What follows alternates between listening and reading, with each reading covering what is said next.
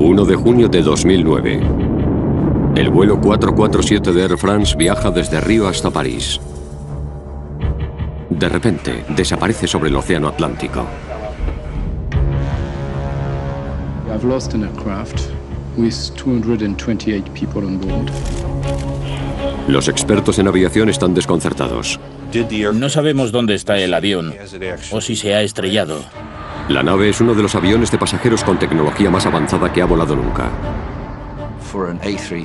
Que una 330 desapareciera era algo casi inconcebible. Ahora se han recuperado las grabaciones de la cabina.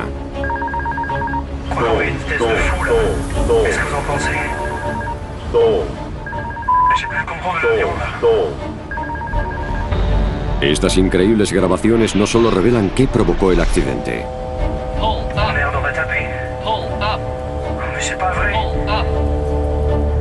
También plantean una pregunta inquietante. ¿Cómo de seguro es volar hoy?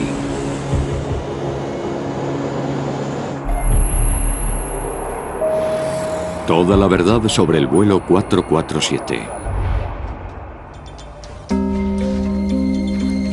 31 de mayo de 2009, Río de Janeiro, Aeropuerto Internacional de Galeão, 7 de la tarde hora local. El vuelo de Air France, un Airbus 330, despega rumbo a París.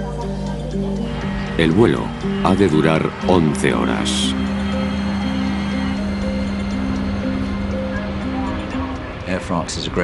Air France es una aerolínea muy buena. El A330 es un avión de última generación.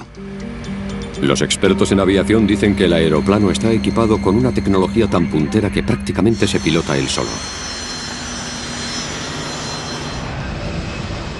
Los pilotos conducen el avión de forma manual durante el despegue. En cuanto el avión está en el aire, conectan el piloto automático, que no se desactiva hasta los últimos 150 metros del descenso, y luego el aterrizaje dura 2 minutos, durante los que han de pilotar manualmente. Así que en total están al mando unos 4 minutos. A bordo hay 228 personas de 32 países distintos, incluyendo 2 españoles, pero la mayoría son franceses.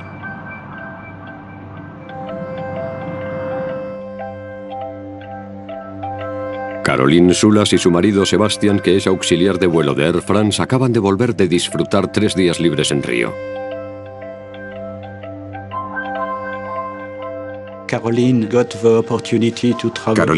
pudo viajar mucho porque iba a todas partes con su marido, sobre todo a Brasil. Fue 3 veces allí. Se enamoró del país. Antes de embarcar en el vuelo 447, Caroline se puso en contacto con su madre Corinne, que estaba en su casa de París. Antes de salir de Río, a eso de las 7, me mandó un mensaje diciendo: qué pena irme de Río, hace mucho sol. ¿Qué tiempo hace en París? Fue el último mensaje suyo que recibí. 1:35 de la madrugada. El vuelo 447 se pone en contacto por radio por última vez con el control del tráfico aéreo de Brasil.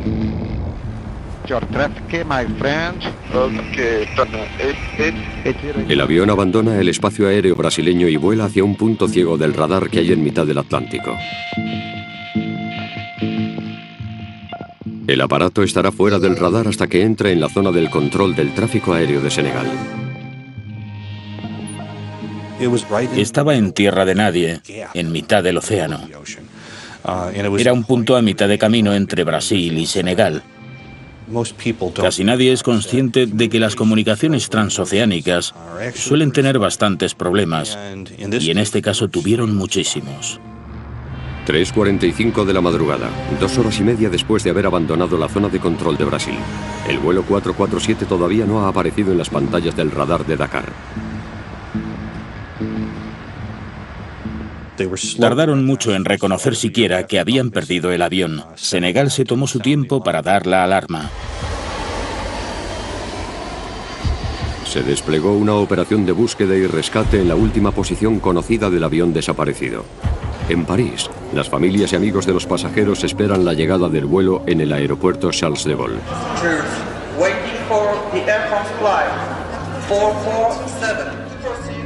Corinne Sulas espera en casa a que su hija la llame. Pero en su lugar recibe una llamada del suegro de Caroline. Me llamó para preguntarme cuál era el número del vuelo, porque había oído en la televisión o en la radio que había desaparecido un avión.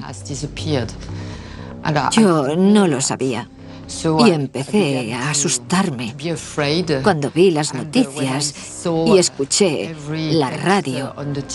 Me puse, ¿cómo decirlo? Histérica. Me puse histérica. Robert, el padre de Caroline, estaba trabajando en el extranjero cuando se enteró. Me quedé solo. Me sentí como si no hubiera nadie más en el mundo. No podía hacerme a la idea de perder a Caroline. No podía ser. Horas después de la desaparición, Air France emite un comunicado. This is a catastrophe, undoubtedly, and we have lost an aircraft with 228 people on board. El vuelo 447 parece haberse evaporado. No hay llamada de socorro ni rastro del avión en los radares. Tampoco hay testigos ni indicios de que haya habido un accidente. Clues to what happened to Flight 447 are frustratingly few. Al principio había muy poca información. No sabíamos dónde estaba el avión, o si es que se había estrellado, ni tampoco dónde estaban los restos. No parecía que la tripulación estuviera preocupada, porque de ser así hubieran hecho una llamada de emergencia al control aéreo, pero no fue así.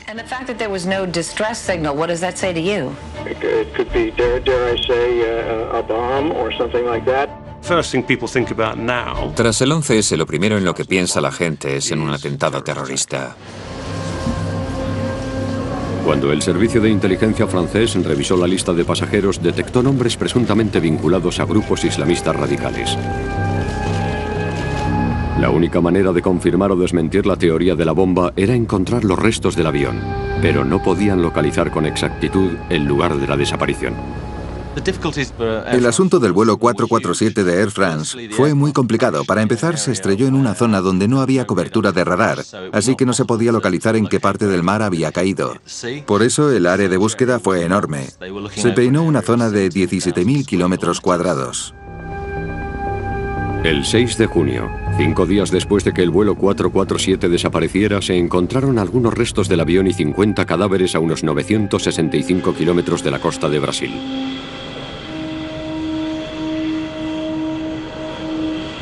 Esto refutó la teoría de la bomba, dado que el vehículo estaba entero cuando se estrelló en el agua.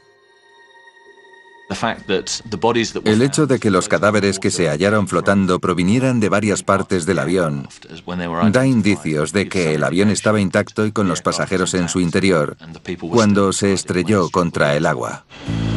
Pero si el vuelo 447 no se estrelló a causa de una explosión, ¿por qué lo hizo?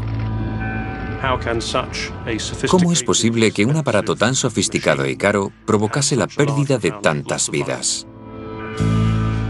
La gente estaba ansiosa por saber cuáles habían sido las causas, tanto por el bien de las familias como por tener mayor seguridad en el futuro. Con más de 600 Airbus 330 volando a diario por todo el mundo, es crucial descubrir qué es lo que provocó el accidente.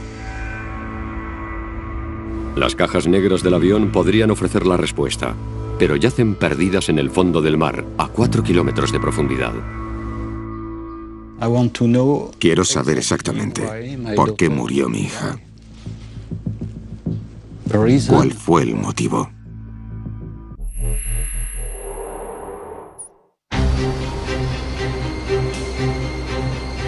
Los investigadores franceses han de descubrir por qué un Airbus 330 de última generación se ha estrellado cerca de la costa de Brasil.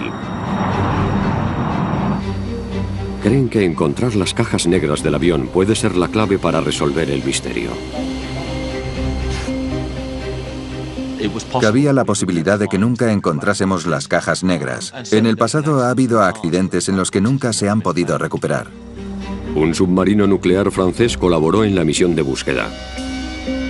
El vehículo es capaz de captar las señales ultrasónicas emitidas por las cajas negras. La vida útil de las balizas localizadoras submarinas es de 30 días. El terreno del lecho marino era muy montañoso, lleno de desniveles enormes. Creo que los había de entre 900 y más de 4.000 metros de profundidad. Pasan 30 días sin éxito. El equipo envía mini submarinos para que peinen el lecho marino. Las cajas negras eran importantísimas. Por eso el gobierno francés y otras entidades invirtieron tantísimo tiempo y dinero en intentar localizarlas. Se puso mucho empeño en buscarlas. Sin embargo, casi 2 años y más de 35 millones de euros gastados después, una de las mayores búsquedas de la historia marítima sigue sin dar resultados. Cuando parecía que jamás se resolvería el misterio de qué fue lo que causó el accidente del vuelo 447, los investigadores franceses recurrieron al equipo norteamericano que localizó los restos del Titanic en 1985. Un tiempo después, el 2 de abril de 2011, el equipo de buceo encontró el fuselaje destrozado a casi 4 kilómetros de profundidad. También encontraron 104 cadáveres, muchos de ellos todavía atados a sus asientos. Varias familias estaban en ascuas esperando a que les llamasen para decirles que habían encontrado a sus seres queridos. Y claro, cuando les llamaban diciéndoles lo siento, no hemos encontrado nada, sus esperanzas, que habían aumentado con la llamada, se desplomaban en cuestión de segundos. 74 cadáveres siguen sin encontrarse, incluyendo el de Caroline Soulas. Para muchas familias, esto supuso otra nueva pesadilla. Sin embargo, en las profundidades del Atlántico, los equipos submarinos prosiguen la búsqueda de los restos, hasta que al final encuentren lo que buscaban, las cajas negras. Cuando por fin las encontraron, la situación dio un vuelco. Finalmente el asunto empezó a aclararse. Las familias y amigos de los 228 fallecidos tienen por fin la oportunidad de descubrir qué fue lo que provocó el accidente. La información de la caja negra revelará la cadena de acontecimientos que desembocó en la pérdida del avión. Las grabaciones reales no se han hecho públicas, pero unos actores leerán una transcripción que documenta los terribles últimos minutos previos al accidente.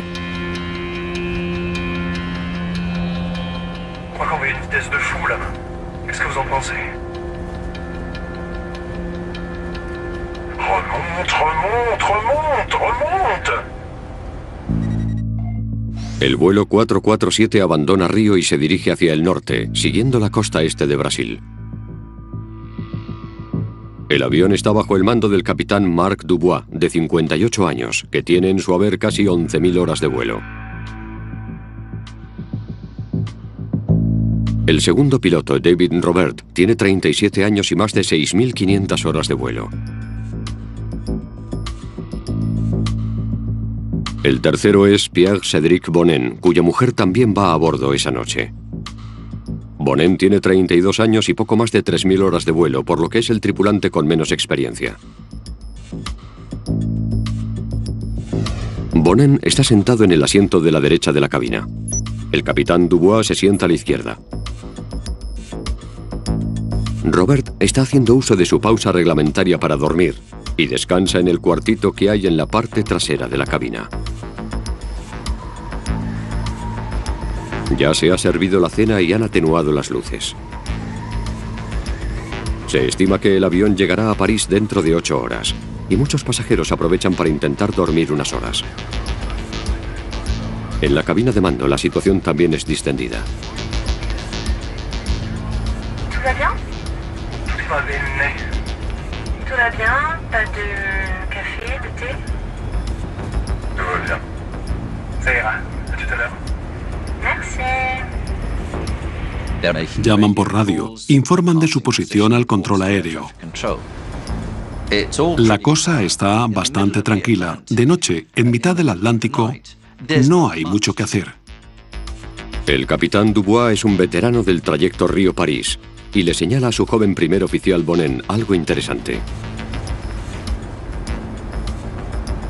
C'est l'équateur.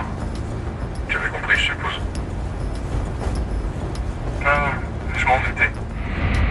Conforme se acerquen al Ecuador, entrarán en un territorio llamado Zona de Convergencia Intertropical. Esta zona es famosa para los aviadores porque provoca un tiempo convectivo y tormentas. La noche del accidente del vuelo 447 fue bastante interesante porque hacía muy mal tiempo. Michael de Villiers ha analizado los patrones climáticos de la noche del accidente. Aquí se ve que la previsión meteorológica del mapa indicaba que habría bastante actividad tormentosa.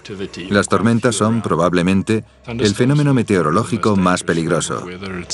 Las corrientes de aire ascendentes y descendentes pueden provocar que el avión dé bandazos y, en caso de ser una tormenta muy fuerte, puede llegar a causarle daños estructurales. Hay hielo, granizo, rayos, eso también puede dañar el avión.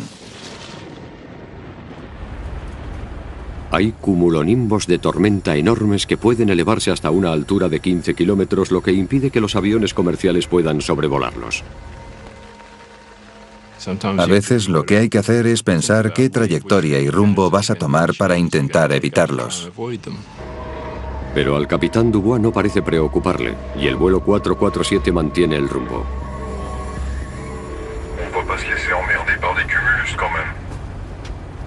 Sortear nubes de tormenta no es muy complicado.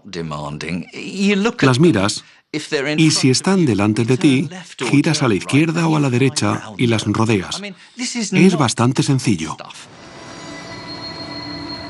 Otros aviones que atraviesan la zona esa misma noche sí que optan por rodear la tormenta.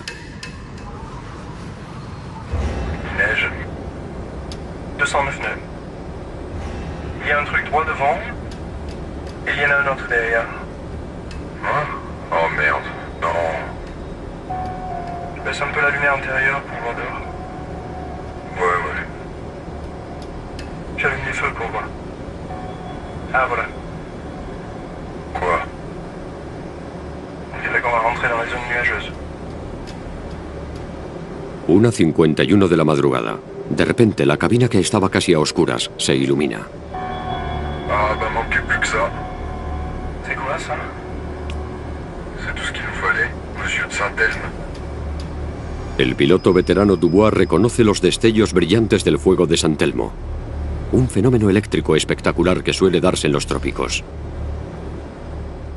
Empezaron a pasar varias cosas extrañas. Hubo una especie de brillo azul que era el fuego de San Telmo.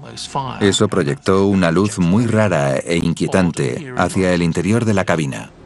El fuego de San Telmo no es más que una descarga en el parabrisas. Una especie de perdigones de hielo con carga eléctrica golpean el cristal, liberan la carga y entonces surgen esos patrones que recorren el vidrio.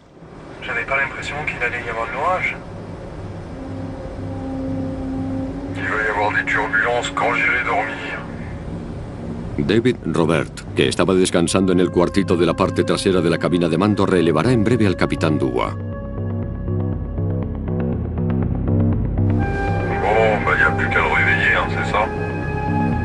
El capitán Dubois quiere aclarar quién va a pilotar el avión mientras él descansa antes de que llegue Robert.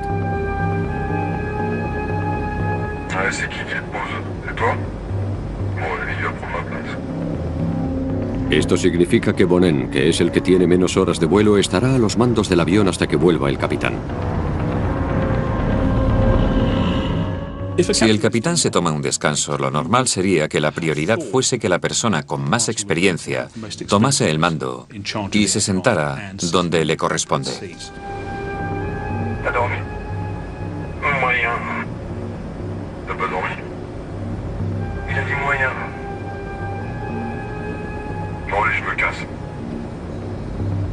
Bon, ça va.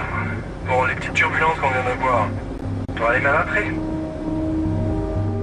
Me pareció curioso que el capitán decidiera descansar durante la que creo que es, sin lugar a dudas, la parte más complicada del trayecto en lo que al clima se refiere. Yo hubiera dicho que esa sería precisamente la parte en la que el capitán querría estar presente. Él estaba bastante satisfecho con su elección. Echando la vista atrás, quizá no fuera la decisión más sabia. Minutos después de que el capitán Dubois salga de la cabina de mando, el tiempo empeora.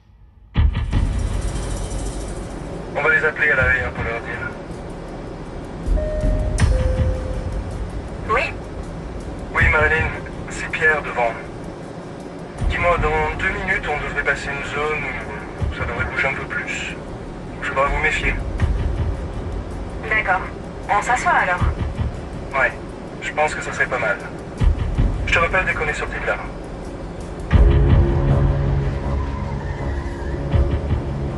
Vache, heureusement que c'est un A330, hein?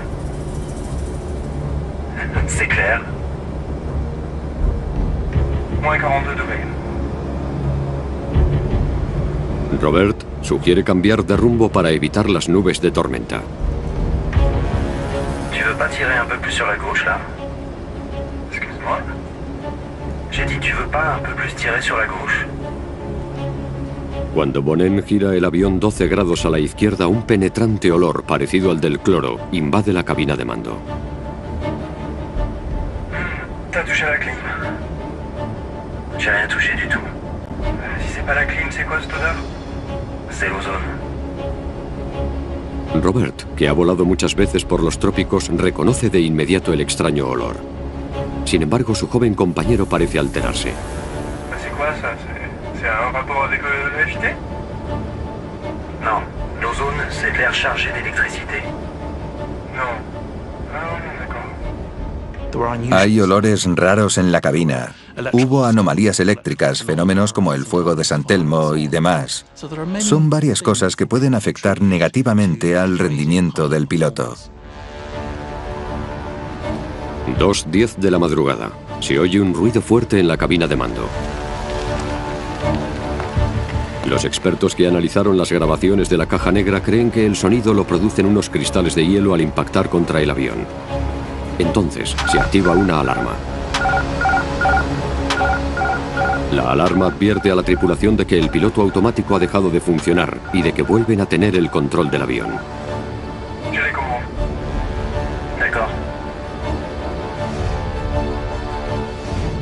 Bonin, que está en el asiento del copiloto, se hace con el control manual del avión. Ahora su compañero Robert, que tiene más experiencia, es en la práctica el copiloto. Lo que la tripulación desconoce es que el descenso de la temperatura ha causado que el hielo bloquee 3 sensores muy importantes llamados tubos de pitot. Básicamente, el sistema de tubos de pitot detecta la velocidad con la que el aire impacta contra el avión. Al bloquearse, el indicador se puso a cero y perdieron la información de la velocidad. Es como si el avión hubiera dicho: esta información no sirve para nada, vaya basura. Voy a quitar el piloto automático y que los pilotos tomen el mando. Ahí es donde ellos empiezan a ganarse el sueldo. Pero tampoco es una situación tan grave. Lo único que pasa es que no reciben datos sobre la velocidad. En teoría, cuando se derrita el hielo, los sensores de pitot deberían de volver a funcionar. Lo normal es no hacer nada, seguir pilotando el avión con normalidad y mantener los ajustes de potencia tal cual, porque han funcionado bien hasta el momento. Si la tripulación no toca nada, el avión continuará bastante estable hasta que salgan del apuro y el avión vuelva a volar de forma segura.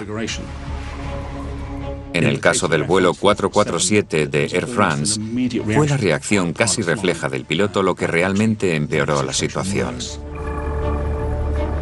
Jamás habrá forma de saber por qué el piloto actuó como actuó.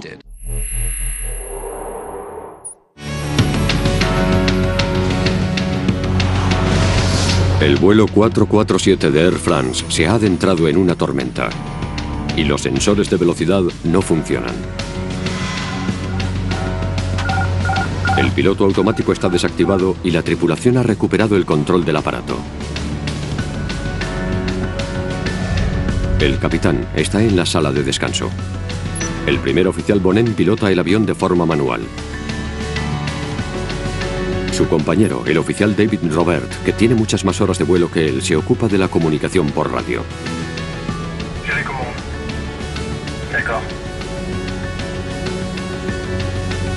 Bonin pilota el avión con una palanca de control lateral.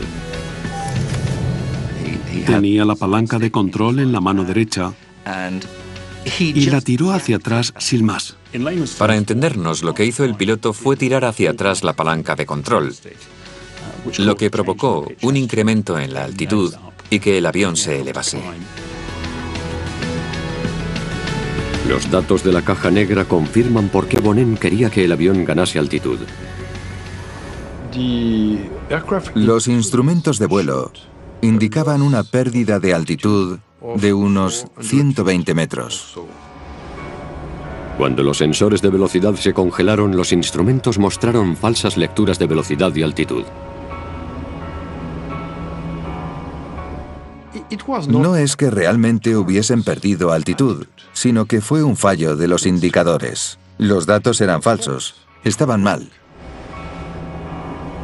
Ça n'affiche pas la bonne vitesse. On a perdu la vitesse, c'est ça? Tienes que confiar en los instrumentos y claro, si empiezan a funcionar mal y a darte información incorrecta, es difícil saber qué hacer porque te entrenan para depender de ellos. Bonin decide confiar en los instrumentos. Tira la palanca hacia atrás y el avión comienza a subir. El avión asciende con mucha rapidez. De hecho, llega a elevarse 2 kilómetros por minuto, que es una velocidad tremenda cuando se está a esa altitud. Como estaba elevándose sobre una cantidad escasa de aire que no podía soportar el peso del avión, el aparato empezó a desacelerar. Es como si mantienes pisado el acelerador de un coche y empiezas a subir una cuesta. Si no pisas más a fondo, el vehículo cada vez va más despacio. El avión empezó a frenar. Empieza a sonar otra alarma. Entrada en pérdida. La entrada en pérdida se produce cuando el avión va demasiado lento como para que las alas puedan elevarlo lo suficiente, por lo que empieza a descender. Deja de volar y empieza a caer. Para evitar que el avión caiga, Bonin ha de actuar con rapidez. Cuando saltó la alarma de entrada en pérdida, los pilotos deberían haber actuado de inmediato para cambiar la altitud, inclinar la palanca de control hacia adelante y reducir el ángulo de ataque. Así hubieran salido de la entrada en pérdida. Para salvar la situación, hay que recuperar la velocidad. Y para lograr eso, hay que inclinar el morro hacia abajo y descender. Sin embargo, Bonin no inclina el morro hacia abajo, sino que mantiene la palanca hacia atrás, por lo que el avión sube cada vez más mientras continúa perdiendo velocidad. La única conclusión que puedo sacar es que ellos no creían que el avión hubiera entrado en pérdida. Las grabaciones de la caja negra muestran que en ese momento uno de los 3 sensores de velocidad que se habían congelado ya funcionaba de nuevo. Por desgracia, para cuando los indicadores de velocidad del aire volvieron a funcionar, la altitud del avión y otros parámetros habían sufrido grandes cambios. La información que daban los sensores que habían vuelto a estar operativos parecía incorrecta, aunque no lo era, debido a que todo lo demás era un desastre. Fais attention à ta vitesse. Fais attention à ta vitesse. Ok, je redescends. Stabilise. Ouais. Y fue justo en ese momento cuando la situación pasó de ser prácticamente inofensiva a descontrolarse rápidamente. Robert pulsa el comunicador. Quiere que el capitán Dubois abandone su descanso y vaya a la cabina de mando. Pero nadie contesta.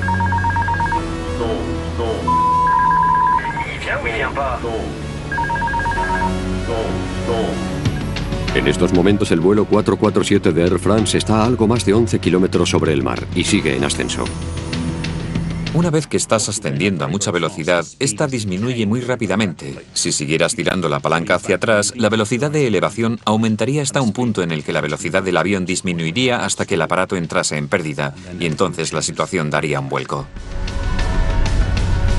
A casi 11 kilómetros y medio de altura, el vuelo 447 comienza a caer.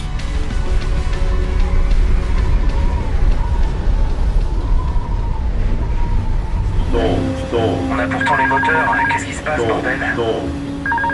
Tu comprends ce qui se passe ou pas? J'ai plus le contrôle de l'avion. J'ai plus du tout le contrôle de l'avion. Merde. On est où? C'est quoi, là? Je crois qu'on va trop vite. Poco menos de un minuto después de que lo llamaran por primera vez, el capitán Dubois vuelve a la cabina de mando y se sienta en el asiento auxiliar detrás de los jóvenes oficiales. Bon, qu'est-ce qui se passe là? Qu'est-ce que vous foutez? Mais qu'est-ce qui se passe? Qu'est-ce qui se passe? Je sais pas ce qui se passe. Vers le contrôle de l'avion. On a totalement perdu le contrôle de l'avion. On comprend rien. On a tout tenté. El capitán entró en la cabina en un momento en el que una persona recién llegada podría haberse dado cuenta de lo que pasaba. Aún daba tiempo a salvar el avión. No hubo ninguna conversación sobre lo que había pasado ni de cómo habían llegado a ese punto. En mi opinión, es muy complicado que alguien que acaba de entrar en la cabina se dé cuenta al momento de que el avión ha entrado en pérdida, de que caen a 3 kilómetros por segundo con el morro elevado y que además sepa lo que hay que hacer. Alors tiens, prends ça. Prends ça. Le problème, c'est que j'ai pris l'avion. D'accord. El bariómetro es el instrumento que mide la velocidad vertical del avión y ha dejado de funcionar.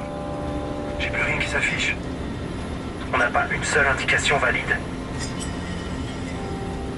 Los indicadores mostraban lecturas incorrectas y los tripulantes intentaban encontrarle el sentido a los datos correctos y al comportamiento del avión. Se esforzaban para diferenciar la información fiable de la que no lo era. Como Bonnen aún mantiene la palanca de control echada hacia atrás, el morro del avión continúa elevado y el aparato sigue en pérdida.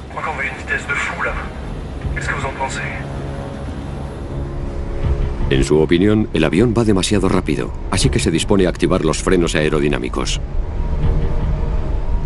Eso es justamente lo que no debería haber hecho. El problema era que ya iban demasiado lentos y no tenían la suficiente elevación, por lo que frenar solo hubiera empeorado la situación. David Robert le dice inmediatamente al piloto que no lo haga. No, surtout sors pas les freins. ¿No? Ok. Les sors pas. El avión desciende hasta una altura inferior a 9 kilómetros, pero todavía están a tiempo de salir de esta.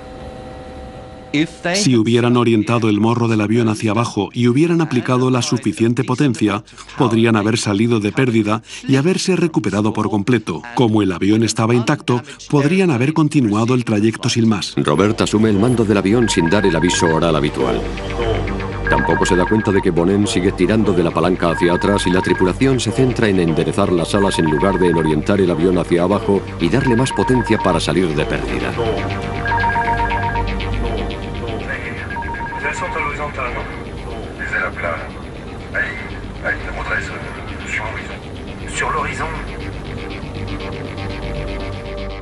No entendían qué le estaba pasando al avión.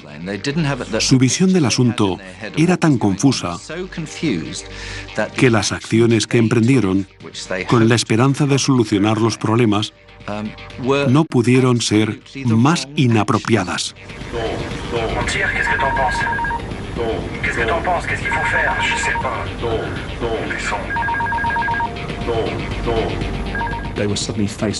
De repente se encontraron con una situación que nunca habían vivido, por lo que se quedaron paralizados y desconcertados durante unos instantes.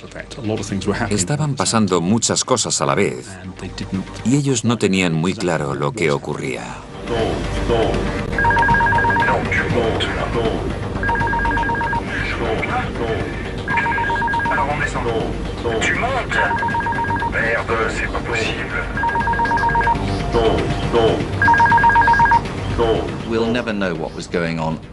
Nunca sabremos qué pasaba por las mentes de los pilotos. Lo único que está claro es que estaban confusos, pero jamás sabremos en qué pensaban exactamente.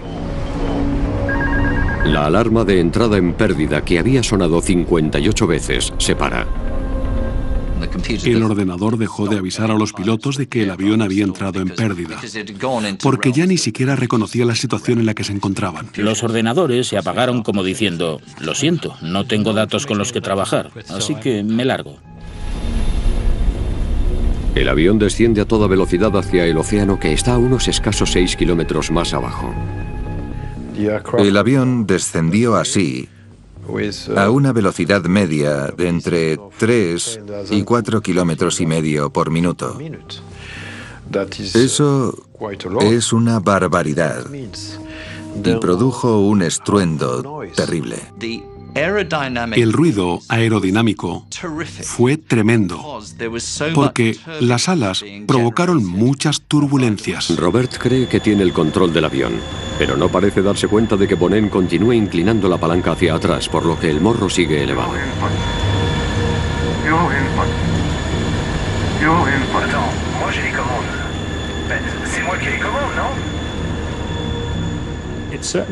Todo apunta a que la disciplina y la comunicación se vinieron abajo en esa cabina de mandos.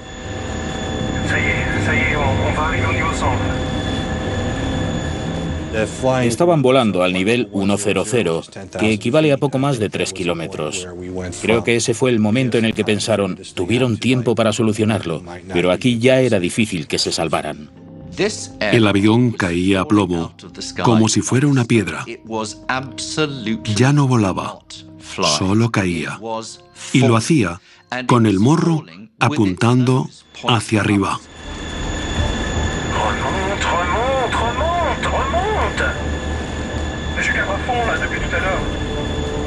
El capitán Dubois se da cuenta por fin de lo más importante. Se percata de que Bonin ha tirado la palanca hacia atrás, elevando el morro y provocando que el avión entre en pérdida.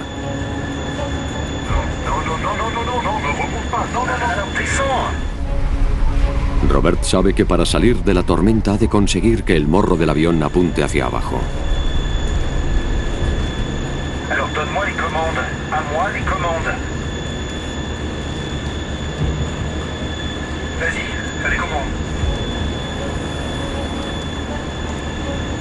Attention, je cabre.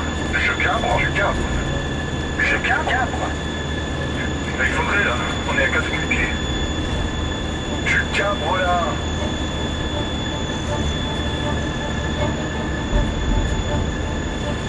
El avión se desplomaba así, con el morro en el aire. Caía en picado de esta manera. Cuando se acercan a los 600 metros, el sistema de alerta de proximidad al terreno del avión detecta el océano que tienen debajo.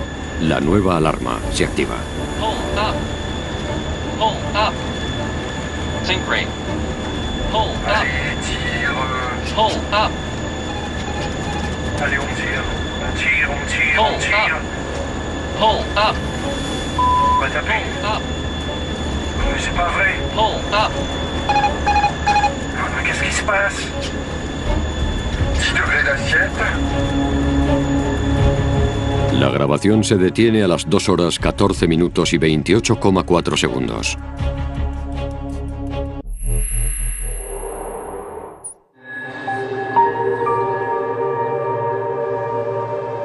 ...228 personas murieron en el vuelo 447 de Air France. El accidente también destrozó las vidas de muchos familiares y amigos de las víctimas.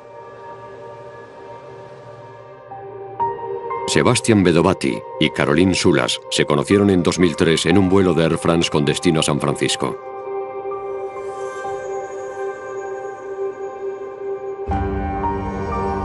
Seis años después, murieron en el vuelo 447 de Air France. Me encanta esta foto, porque se ven los anillos. Y yo tengo uno igual. Estaban muy enamorados. Sus padres, Robert y Corinne, visitan a menudo el monumento dedicado a los pasajeros y la tripulación del vuelo que hay en el cementerio del Père Lachaise. Su hija no tiene tumba porque nunca se recuperó el cuerpo. El problema también es que eran pareja.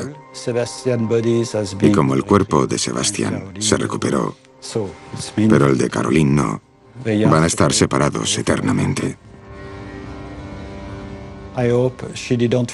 Espero que no notara nada antes del impacto, del choque. Pero no estoy seguro de que fuera así. Una de las cosas que me preguntan es, ¿mi padre, marido, hijo, hermano o hermana sabía lo que estaba pasando? Para mí el momento más duro fue hablar con la familia de un joven que volvía de visitar a su abuela en Río. Solo me hicieron una pregunta. ¿Sufrió? Una madre me preguntó, ¿mi hija se enteró de lo que pasaba? Es que muchos amigos me han dicho que es imposible que notase nada porque estaría inconsciente. Me sentí obligado a contarle la verdad, que es, me temo, que seguro que siguió con vida durante la caída de 3 minutos y medio. Puede que estuviera dormida, y ojalá fuera así, pero la caída debió de ser turbulenta y descontrolada, así que es muy probable que se enterase. En una rueda de prensa en París, Air France defendió a ultranza a sus pilotos y agradecieron la dedicación de los 12 miembros de la tripulación que murieron en el siniestro. C'est dans un environnement de pilotage extrêmement dégradé que l'équipage, qui rassemblait à la fois les compétences du commandant de bord et des 2 copilotes, est resté engagé jusqu'au bout et jusqu'aux derniers instants. Habría que preguntarse cómo es posible que 3 pilotos cualificados y con experiencia no pudieran averiguar qué le pasaba al avión y por qué se precipitaba hacia el océano. Eso es un fallo del sistema, no un error del piloto. Un informe del BEA a la Oficina de Investigación de Seguridad francesa descubrió que el accidente fue el fruto de un conjunto de factores técnicos y humanos. Todo empezó cuando los sensores de velocidad del vuelo 447, también llamados tubos de pitot, fallaron en su funcionamiento, desactivando así el piloto automático. Thales, la empresa fabricante de los tubos de pitot, dijo que los tubos tuvieron que funcionar en un entorno muy adverso y no se encontraban en una situación que se ajustase a los parámetros especificados ni a los requerimientos de la certificación. Pero esta no fue la primera vez en la que esta clase de tubo de pitot había fallado. La Agencia Europea de Seguridad Aérea estaba al corriente de que había habido 17 casos de fallos de tubos de pitot entre 2003 y 2008. La AESA afirma que no les dijeron que las tripulaciones hubiesen tenido problemas para solucionar las dificultades. Los tubos de pitot estaban diseñados para cumplir controles de calidad exigentes y por lo tanto no estaba justificado que se tomasen medidas de forma obligatoria. Air France sabía que los tubos habían dado problemas y había acordado cambiarlos por otros en cuestión de meses, aunque funcionaban. Lo que no estaban dispuestos a hacer era paralizar toda su flota de Airbus mientras sustituían los tubos por unos más modernos. Ellos creían que podían seguir funcionando de forma segura. Airbus, el fabricante del A330, también hizo hincapié en que los tubos de pitot del avión cumplían todos los requisitos de seguridad. Los 3 tubos de pitot cumplían los requisitos de certificación. Después del accidente volvieron a ponerse a prueba y siguieron superando los test. De hecho, cumplieron los mínimos exigidos con un ancho margen. Tras el accidente, la AESA dictaminó que la instalación de nuevos tubos de pitot era obligatoria. Desde agosto de 2009, toda la flota de A330 de Air France está equipada con los tubos nuevos. El informe de investigación también recomendó que se mejoraran los sistemas de alarma de entrada en pérdida y el instrumental de las cabinas de los A330, especialmente el asistente de navegación de rumbo del avión, el director de vuelo. El director de vuelo confundió las cosas. Y hay que tener en cuenta que, como ya hemos dicho, los ordenadores estaban confusos y aún tendían a seguir las órdenes del director. Airbus dijo que los pilotos no hicieron caso de los procedimientos operativos y que deberían haber desconectado el director de vuelo en cuanto perdieron las lecturas de velocidad. Sin embargo, afirman que examinarán rigurosamente todas las recomendaciones dictadas por el BEA.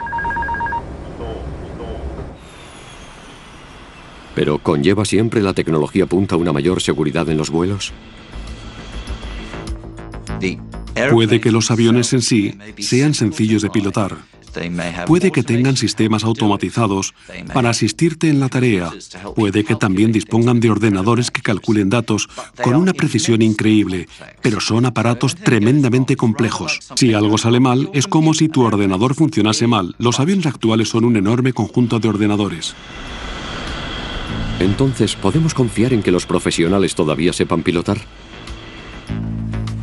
La tripulación del vuelo 447 de Air France había recibido un entrenamiento completo y estaba plenamente cualificada, pero los investigadores franceses recomendaron que los pilotos se sometieran a un entrenamiento adicional. En cierto modo, el accidente se veía venir. Hace mucho tiempo que sabemos que hay campos en los que los pilotos necesitan un mejor entrenamiento, y no solo para pilotar los aviones Airbus, sino para todos los tipos de aviones modernos. Los pilotos que se acostumbran a dar prioridad a la utilización de los sistemas automáticos pueden acabar perdiendo habilidades de vuelo manual, y esto es algo que preocupa a la industria. Al final, si se encuentran con una situación para la que no se les ha entrenado, todo depende de que tengan la disciplina y el adiestramiento adecuado para que puedan decir, todavía sé pilotar el avión. Air France afirma que en los últimos 3 años ha implementado sesiones de simulación para entrenar a los pilotos en situaciones en las que las lecturas de velocidad y altitud sean poco fiables. También les ha enseñado nuevas maniobras de emergencia que utilizar en caso de entrar en pérdida. La ESA está revisando todas las recomendaciones de seguridad publicadas en el informe y tomarán las medidas oportunas para mejorar los componentes de los aviones y decidirán qué entrenamiento adicional ha de imponerse. El avión se estrelló porque no sabían qué era lo que estaba pasando, y deberían haberlo sabido. ¿Que si es culpa suya? No. Es culpa del sistema y del entrenamiento que reciben. Tampoco es culpa de Air France, porque el entrenamiento que imparten es el mismo que en otras aerolíneas. El error radica en el entrenamiento que la ley obliga a dar, porque no es el correcto. No tiene en cuenta las necesidades de los pilotos que están al mando de aviones modernos con muchas funciones automáticas. Y por eso mismo pasó lo del vuelo 447.